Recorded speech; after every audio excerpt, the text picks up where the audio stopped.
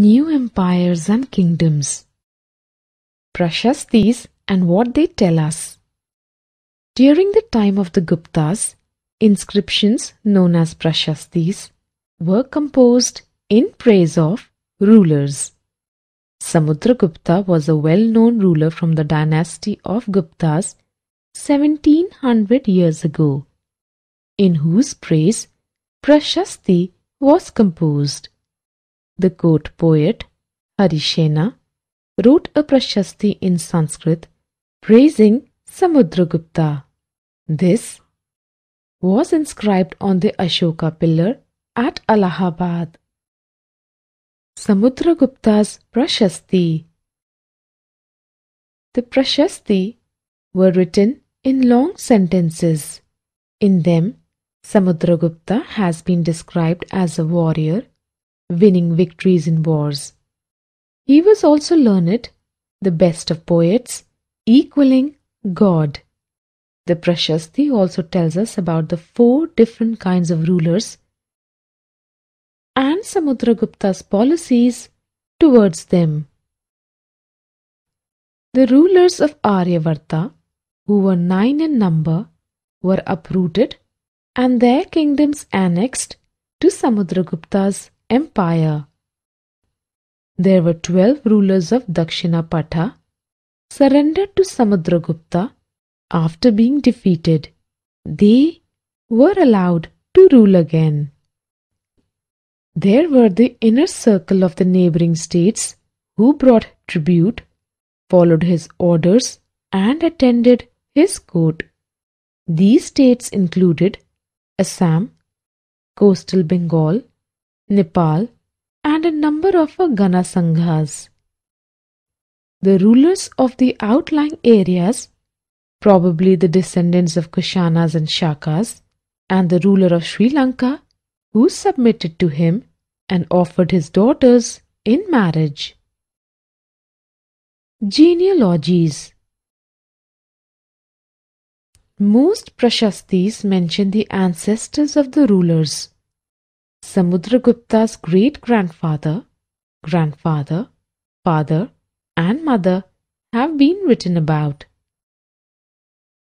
In the genealogies of the later rulers, like Chandragupta II, who was the son of Samudragupta, his father, Samudragupta, has been written about. Samudragupta's great-grandfather and father have been mentioned as Maharajas. Chandragupta, Samudragupta's father, who was the first ruler of the Gupta dynasty, adopted the title of Maharaj Adhiraj, a title adopted by Samudragupta also. His mother was called Kumara Devi and belonged to the Lichavi Gana. Chandragupta II led an expedition to western India, where he overcame the Shakas. His court was full of learned people like the poet Kalidasa and Aryabhatta, the astronomer. We know about him from inscriptions and coins. Harshavardhana and the Harsha Charita. There are some rulers whose biographies have been written. The biography of Harshavardhana, who ruled 1400 years ago, has been written by his court poet Banabhatta. It has been written in Sanskrit and is called the Harsha Charita.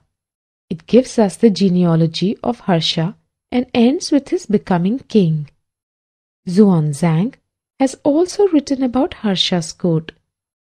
Harsha became king of Thaneshwar after both his father and elder brother died. His brother-in-law, who was the ruler of Kannauj, was killed by the ruler of Bengal. Harsha also took over the kingdom of Kannauj and led an army against Bengal.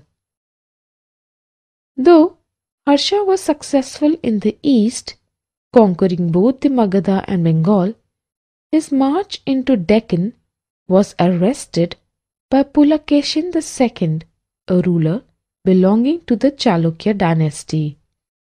The Pallavas, Chalukyas and Pulakeshin's Prashasti. The Pallavas and the Chalukyas were the most important rulers during Harsha's time. The best known Chalukya ruler was Pulakeshin. The Chalukya capital was called Aihole and was a religious and trade center. The Pallavas and Chalukyas constantly raided each other's prosperous capitals. The kingdom of the Pallavas spread from the region around their capital, Kanchipuram, to the Kaveri Delta. The kingdom of the Chalukyas was centralized around the Ratehur Doab between the Krishna and the Tungabhadra rivers. The Prashasti of Pulakeshin has been written by his court poet Ravi Kriti. This tells us about his ancestors from 4 generations. Pulakeshin checked the advance of Harsha and led expeditions along the west and east coasts. He also attacked the Pallava king, forcing him to seek shelter behind the walls of Kanchipuram. Ultimately, both the Pallavas and the Chalukyas gave way to new rulers of the Rashtrakuta and Chola dynasties.